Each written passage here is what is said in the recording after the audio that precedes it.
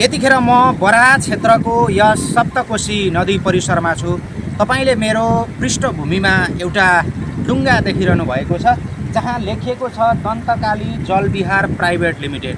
र यो डुङ्गामा सयर गर्नको लागि कतिपय पर्यटकहरू साहसिक खेलको रूपमा सयर गर्नुहुन्छ भने कतिपयको लागि चाहिँ यो डुङ्गामा यात्रा गर्नु बाध्यता बनेको छ।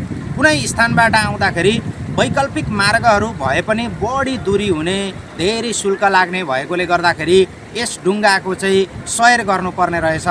हामीले यस डुङ्गा सयर गर्न बाध्य हुनुभएका एक महानुभावसँग कुराकानी पनि गरेका छौँ। त्यो कुराकानी पनि यसै भिडियोमा रहनेछ।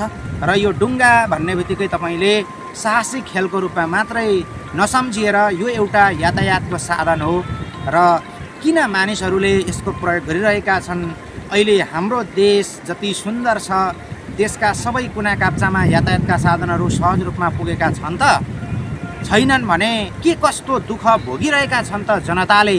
हेरौँ यो भिडियो। शुभ नाम बताइदिनु न। म चन्द्र राई। ए हजुर, भर्खरै 3 वर्ष छु तर हाल बसोबास इटारी हो। ए के छ, भर्खरै तपाईँले डुङ्गा सयर गरेर आउनुभयो। लगभग कति किलोमिटरको यात्रा भयो? हाम्रो लगभग 25 मिनटको यात्रा हो होइन। हजुर, कोप्तेदेखि।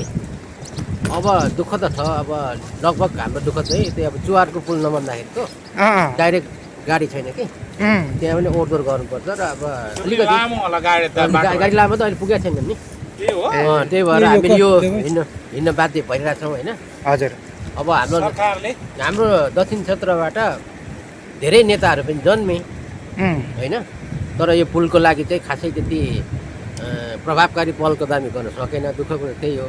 कमसेकम पनि हाम्रो चुवारमा एउटा पुल बनिदिएको भए माथिबाट गाडी चलेर डाइरेक्ट हामी धरादेरी पनि जान सक्थ्यो। सहज हुन्छ हरेक आउजातमा। तर यो नभइदिएको अवस्थाले गर्दाखेरि यसरी सामानहरू पोकापोकी बोक्दै यता तार हरेक स्टेपमा खर्च जनतालाई भार परिरहेछ। यो कुरो चाहिँ अब हाम्रो यो सरकारवालाले बुझ्दिन सकेको छैन। ए भनेपछि हजुर चाहिँ ठ्याक्कै अहिले कुन गन्तव्यदेखि कुनसम्म आउनुभयो भन्नुभयो? फेरि एकचोटि भनिदिनु। यो म हतुवागढी 3 बाट अहिले अब इटारीसम्म हिँडेको। यसको वैकल्पिक मार्गहरू छैन, डुङ्गा नै हो? डुङ्गा बाहेक वैकल्पिक मार्ग भनेको गाडी टु गाडी एउटा चोवारबाट हुन्छ। यो चोवारबाट यता महिना हुँदै आउँछ तर अलिकति लामो दूरी हो। पैसा पनि लामो खर्चिलो प्लस अब खर्चिलो पनि छ होइन। अब अलिकति हामीले सहज भनेको यही बाटो अलिक छिटो हुन्छ किनभने त्यहाँ लाइन भए चाहिँ 20-25 यहीँ बरासेतसम्म आउँछौँ। पहिला चतरासम्म पनि जान्थ्यो, अहिले त्यो जाँदैन यहाँ बाटो खराबले गर्दाखेरि होइन। हजुर, कति भाडा लाग्दो रहेछ, कतिको डर लाग्दो रहेछ? डर त हेर्नुहोस् हरेक स्टेपमा तपाईँको आफ्नो ज्यानको जोखिम राखेर हिँड्नु परिरहेको छ नि। त्यो त कति बेला के हुने भर हुँदैन होइन। अब तैपनि अब हिँड्नु त हामी बाध्य नै छौँ, नहिँड्ने पनि सम्भव छैन होइन। वैकल्पिक साधन नहुँदाखेरि अब कहीँ अब यहाँ सुरक्षा छैन, अब इन्सुरेन्सको सुविधा छैन, केही गरी भइहाल्यो भने स्वयं आफैले खर्च गर्नुपर्छ, गाडी होस् बोर्ड होस् होइन।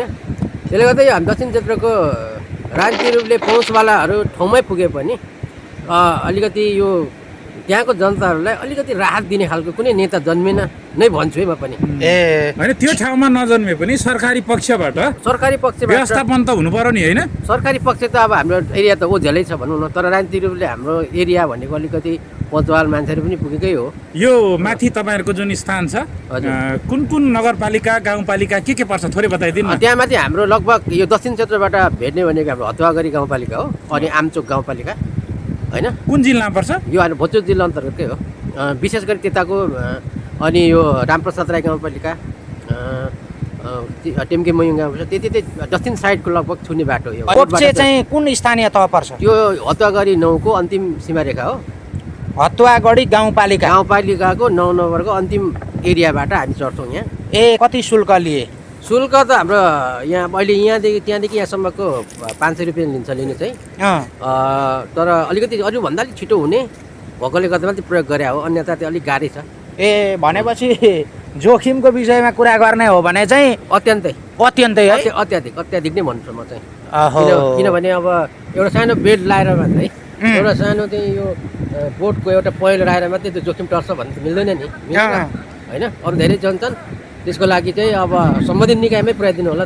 त्यसको लागि धन्यवाद तपाईँलाई पनि। यो हाम्रो कुरा चाहिँ एउटा ठाउँसम्म पुर्याइदिनु हो भने हामी पनि। हुन्छ, हजुरको आफ्नो नाम र स्थायी ठेगाना पुनः एकपटक भन्दिनु। म चन्द्र राई, हतुवागढी 3, हाल इटहरी बसोबास।